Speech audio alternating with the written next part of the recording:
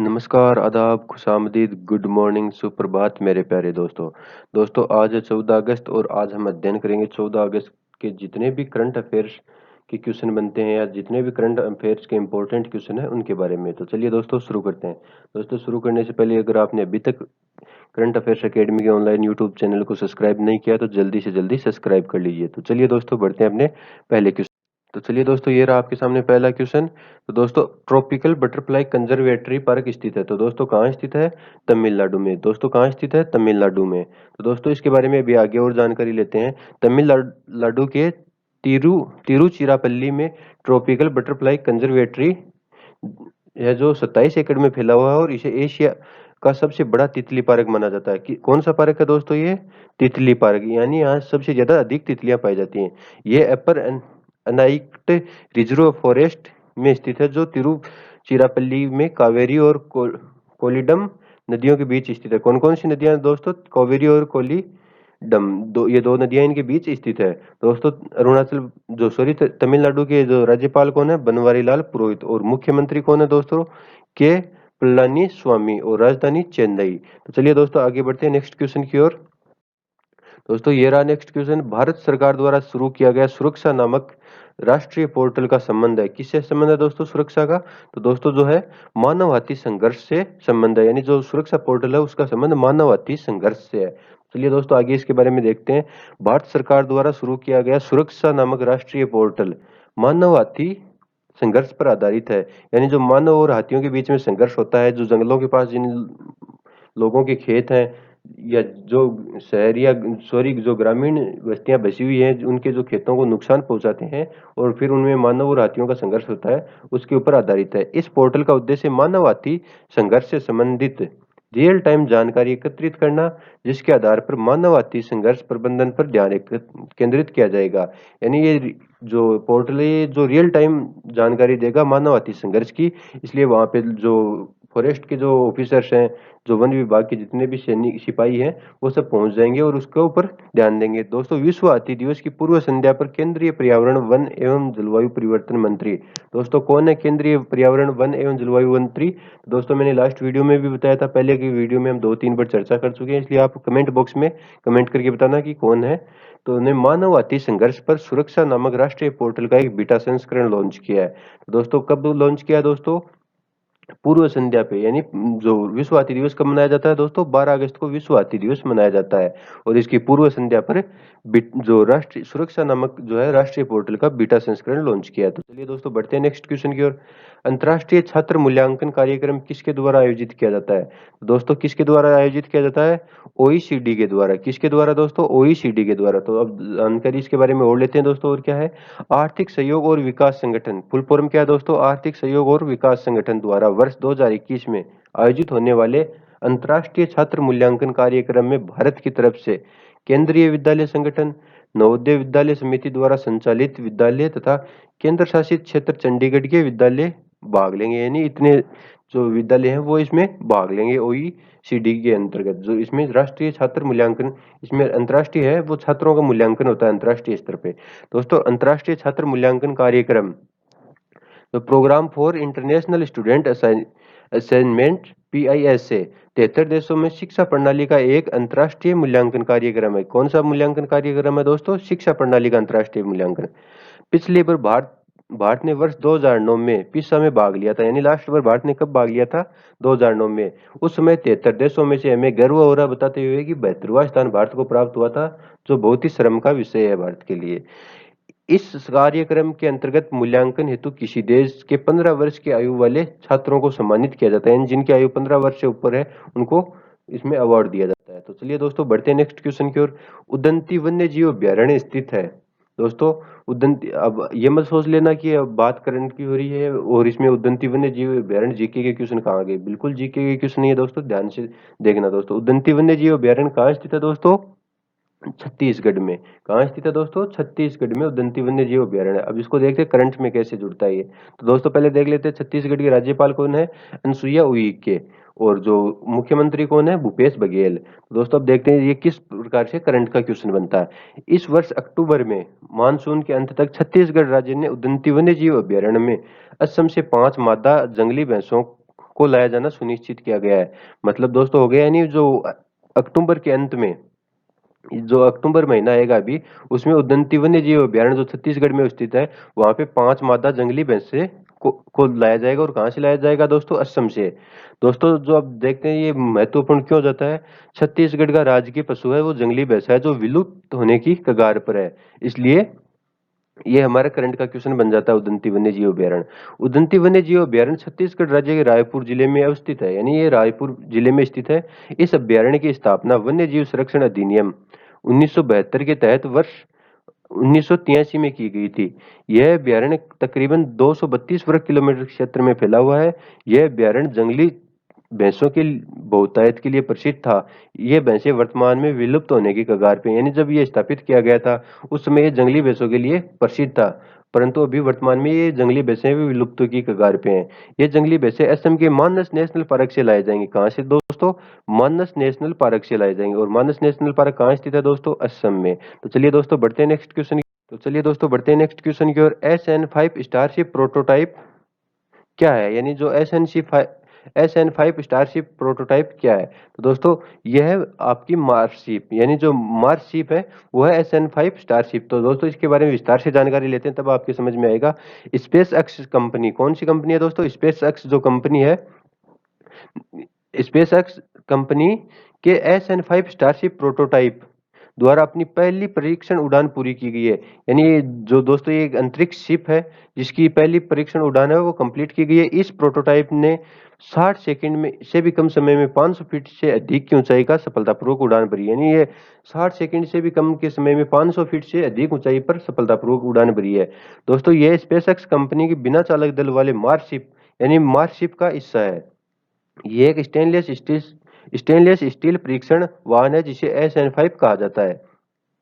यह परीक्षण उड़ान संयुक्त राज्य अमेरिका के दक्षिणी टेक्सास के बोका चिका नामक स्थान से की गई है, जो अंतरिक्ष यान के कक्षीय मिशन के लिए डिजाइन किया गया है। यानी जो अंतरिक्ष में जाएगा ये अंतरिक्ष यान के लिए जो इंटरनल कोर है उसके लिए डिजाइन किया गया है।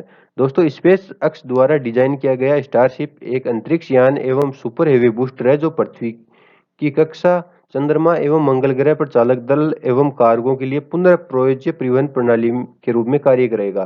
तो दोस्तों इसके इस प्रकार से ये SN5 स्टारशिप प्रोटोटाइप था और इसके बारे में ये इसकी इंपॉर्टेंट जानकारी थी। इसके अलावा दोस्तों बात करते हैं हाल ही में स्पेसएक्स कंपनी का क्रू ड्रैगन, कौन सा ड्रैगन दोस्तों? क्रू ड्रैगन कैप्सूल अंतरिक्ष की यात्रा करने के बाद मेक्सिको की खाड़ी में बहामासा के पास उतरा था। यानी जो जो स्पेसएक्स कंपनी के द्वारा जो अंतरिक्ष में यात्री भेजे गए थे क्रू ड्रैगन कैप्सूल के द्वारा, वो सुरक्षित वापस लौट के अंतरिक्ष से वापस पृथ्वी पे आ गए और उसको मेक्सिको की खाड़ी बहामासा के पास उतारा गया था। तो चलिए दोस्तों बढ़ते हैं नेक्स्ट क्वेश्चन की ओर। दोस्तों नेक्स्ट क्वेश्चन ये रहा आपके सामने। हाल ही में समाचारों में रहा माउंट सिनाबंग अवस्थित है, यानी जो माउंट सिनाबंग है एक स्थान का नाम है, वो कहाँ स्थित है और ये किस कारण प्रसिद्ध है वो हम देखेंगे। तो दोस्तों ये इंडोनेशिया में स्थित है। कहाँ स्थित है दोस्तों? इंडोनेशिया में। और ये किस कारण चर्चा में रहा ये चीज हम देखते हैं। माउंट सिनाबंग इंडोनेशिया के सुमात्रा द्वीप, भारत के दोस्तों नजदीकी द्वीप है सुमात्रा द्वीप पर अवस्थित एक ज्वालामुखी पर्वत है। यानी क्या है दोस्तों? ये एक ज्वालामुखी पर्वत है। हाल ही में इस ज्वालामुखी पर पुनः उद्गार हुआ है। यानी ये ज्वालामुखी है वो हाल ही में अभी पुनः उद्गार हुआ है या पुनः एक्टिव हुआ है या पुनः सक्रिय हुआ। लगभग 400 वर्ष की निष्क्रियता के बाद यह ज्वालामुखी वर्ष 2010 में पुनः सक्रिय हुआ था। इंडोनेशिया में अवस्थित माउंट सिनबांग रिंग ऑफ फायर ज्वालामुखी जनित सुनामी या प्री प्रशांत महासागरीय मेखला का ही भाग है। दोस्तों ये जियोग्राफी का टॉपिक है जिसको आप अगर अपने दूसरे YouTube channel real study point पे, जिसमें जियोग्राफी की भी क्लासें चल रही हैं, उसमें आप देख सकते हो। उसमें हम विस्तार से इसका अध्ययन करेंगे। तो दोस्तों रिंग ऑफ फायर या प्री प्रशांत महासागरीय मेखला प्रशांत महासागर के चारों ओर विस्तृत एक ऐसा क्षेत्र है जहाँ विवर्तनीय प्लेट, दोस्तों विवर्तनीय प्लेट कौन सी होती हैं? जो हर दिन, यानी हम जिस भूखंड पे रह रहे हैं आज वर्तमान में, जिस महाद्वीप पे रह रहे हैं, वो सारे जितने भी पृथ्वी पर महाद्वीप पाए जाते हैं वो एक दूसरे से के साथ गति कर रहे हैं या एक दूसरे से दूर जा रहे हैं, एक दूसरे के पास आ रहे हैं, इसलिए इनको बोलते हैं विवर्तनीय प्लेट। क्या आस आकर आपस में मिलती हैं। यह क्षेत्र निरंतर होने वाली भूकंपीय घटनाओं एवं ज्वालामुखी के उद्गार के लिए जाना जाता है। यानी ये जो माउंट सिनबांग क्षेत्र है वो निरंतर होने वाली ज्वालामुखी भूकंपीय घटना या तो यहाँ पे भूकंप की घटनाएं देखने को मिलती हैं या फिर ज्वालामुखी उद्गार के लिए जाना जाता है। दोस्तों इसके बाद आगे बढ़ते हैं नेक्स्ट क्वेश्चन की ओर। किस राज्य सरकार ने 2 अक्टूबर से अरुणोदय योजना लागू करने की घोषणा की है? तो किस राज्य ने शुरू किया दोस्तों? असम राज्य ने अरुणोदय योजना लागू करने की घोषणा की है। तो दोस्तों अब जानते हैं असम के राज्यपाल कौन है दोस्तों? जगदीश मुखी। और मुख्यमंत्री कौन है? सर्बानंद सोनोवाल। तो दोस्तों अब इसके योजना के बारे में जानते हैं। जो है अरुणोदय योजना है वो क्या है दोस्तों? लगभग 17 लाख परिवारों को वित्तीय सहायता उपलब्ध कराने के उद्देश्य से असम सरकार राज्य में 2 अक्टूबर से अरुणोदय योजना लागू करने के लिए पूरी तरह तैयार है। इस योजना के तहत आवश्यक वस्तुएं खरीदने के लिए, यानी दोस्तों ये जो योजना है इसके लिए आवश्यक वस्तुएं खरीदने के लिए पात्र परिवारों को 830 रुपए प्रति महीने दिए जाएंगे। यानी इसमें आप भी असम के स्टेट में जाके बैठ सकते हो और निवास अपना जो आइडेंटिटी कार्ड बनवा लो, जिसे आप असम के परमानेंट नागरिक कहलाओ। इसलिए वहां पे जाने से आपको फिर 830 रुपए प्रति महीने से दिए जाएंगे। चलिए छोड़ो इसको दोस्तों, आगे देखते हैं। असम में यह सबसे बड़ी प्रत्यक्ष लाभ वितरण योजना होगी, यानी जो प्रत्यक्ष रूप से जो ट्रांसफर करेगी वो योजना यही होगी। इस योजना से प्रत्येक विधानसभा क्षेत्र के 15 से 17 हजार परिवारों को लाभ पहुंचेगा। और अरुणोदय योजना के लिए असम सरकार 210 करोड़ रुपए प्रति महीने वहन करेगी। यानी इस योजना को सक्सेस करने के लिए असम सरकार है जो 210 करोड़ रुपए पर मंथ पे करेगी। तो चलिए दोस्तों बढ़ते हैं नेक्स्ट क्वेश्चन की ओर। हाल ही में समाचारों में स्ट्रियानासा लेराई है, यानी जो दोस्तों अभी समाचारों में रहा स्ट्रियानासा लेराई क्या चीज है? तो चलिए दोस्तों इसके बारे में देखते हैं। दोस्तों ये एक झींगा की प्रजाति है। क्या किसकी प्रजाति है दोस्तों? जो झींगा होते हैं जो समुद्रों में पाए जाते हैं उनकी एक प्रजाति है। तो दोस्तों इसके बारे में और विस्तार से देखते हैं। स्ट्रियानासा लेराई झींगा की एक प्रजाति है जिसे प्रशांत महासागर में पनामा के कोइबा नेशनल पार्क में स्थित स्मिथसोनियन ट्रॉपिकल रिसर्च इंस्टीट्यूट, दोस्तों ये जो रिसर्च इंस्टीट्यूट है स्मिथसोनियन सोनियन ट्रॉपिकल रिसर्च इंस्टीट्यूट के, जिसे हम शॉर्ट में STRI के नाम से भी जानते हैं, कि समुद्री जीव विज्ञानियों द्वारा खोजा गया है। यानी किसके द्वारा खोजा गया है? STRI के समुद्री जीव विज्ञानियों द्वारा। और यह प्रजाति लोमेडियडाए परिवार से संबंधित है। दोस्तों ये जो सॉरी बायोलॉजी का टॉपिक है जिसके बारे में हम फिर कभी चर्चा करेंगे, या जो है चर्चा का विषय हमारे यहाँ पे करंट में नहीं है। तो चलिए दोस्तों आगे बढ़ते हैं नेक्स्ट क्वेश्चन की ओर। किस राज्य सरकार ने महिलाओं के कल्याण के लिए YSR चेयुता स्कीम को शुरू करने की घोषणा की? यानी कौन सा राज्य है वो YSR चेयुता स्कीम लॉन्च करने की घोषणा की है? तो दोस्तों किस राज्य ने शुरू की है? तो दोस्तों आंध्र प्रदेश ने YSR चेयुता नामक स्कीम लॉन्च करने की घोषणा की है। तो चलिए दोस्तों अब जानते हैं जो आंध्र प्रदेश के बारे में और इसके जो YSR चेयुता स्कीम है इसके बारे में। तो दोस्तों आंध्र प्रदेश के मुख्यमंत्री कौन है दोस्तों? आंध्र प्रदेश के मुख्यमंत्री जगनमोहन रेड्डी ने राज्य में महिलाओं के कल्याण के लिए एक नई स्कीम लॉन्च की है जिसे YSR चेयुता स्कीम 2020 के नाम से जाना जाता है। इस योजना के तहत 45 से 60 साल की उम्र की करीब 23 लाख महिलाओं को लाभ दिया जाएगा। यानी कितनी महिलाओं को लाभ दिया जाएगा दोस्तों? 23 लाख महिलाओं की, और महिलाओं को लाभ दिया जाएगा। और उनकी उम्र क्या होगी दोस्तों? जिनकी उम्र 45 साल से 60 साल के मध्य है। यानी और इसके अलावा दोस्तों राज्य की SC ST OBC और अल्पसंख्यक समुदाय से ताल्लुक रखने वाली महिलाओं को इस योजना का फायदा मिलेगा। यानी जो महिलाएं SC ST OBC और अल्पसंख्यक समुदाय से ताल्लुक रखती हैं उन्हीं महिलाओं को इसका लाभ मिलेगा। इस योजना के तहत महिलाओं को हर साल 18,750 रुपए का इंसेंटिव मिलेगा। और इस स्कीम के जरिए महिलाओं को बैंक से 75,000 रुपए तक का ऋण भी दिया जाएगा। दोस्तों इसके अलावा आंध्र प्रदेश 3 राजधानियों वाला देश का पहला राज्य बन गया।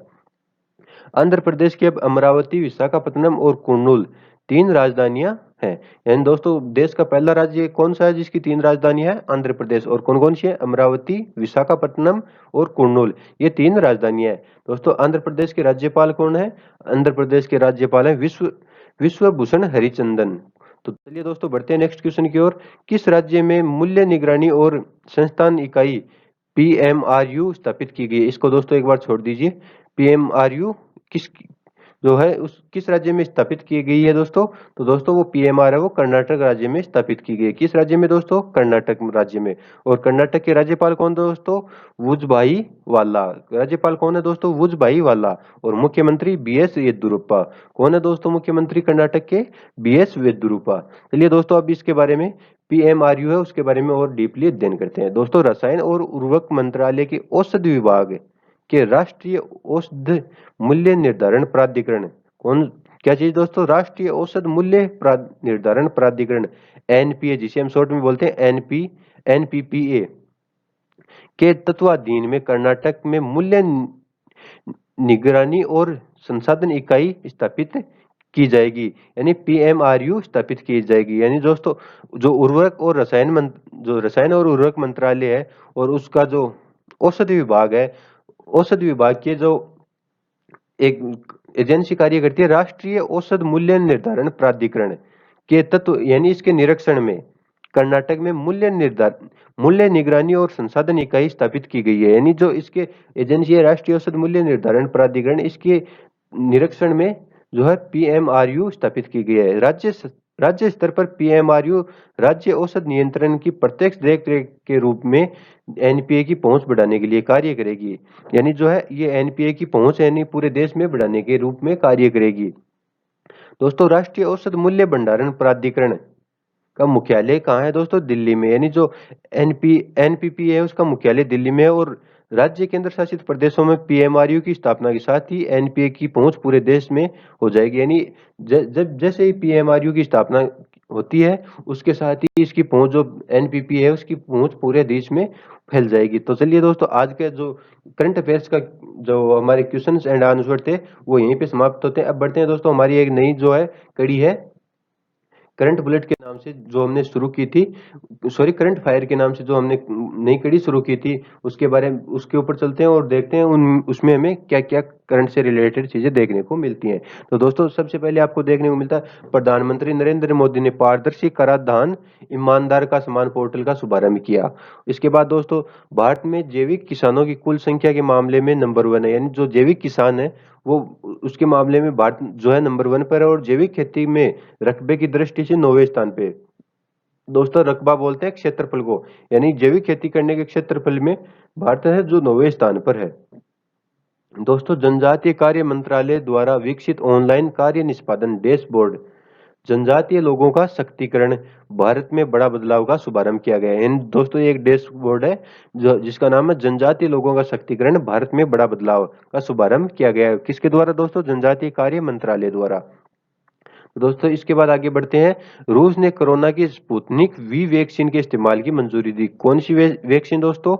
Sputnik V vaccine. और ये किसके इलाज में? कोरोना के इलाज में काम करेगी। और इसकी मंजूरी किस देश ने दी है? रूस ने। तो चलिए दोस्तों आगे बढ़ते हैं। संयुक्त राष्ट्र ने भारत में मानसून से सर्वाधिक प्रभावित समुदाय को सहायता देने की घोषणा की है।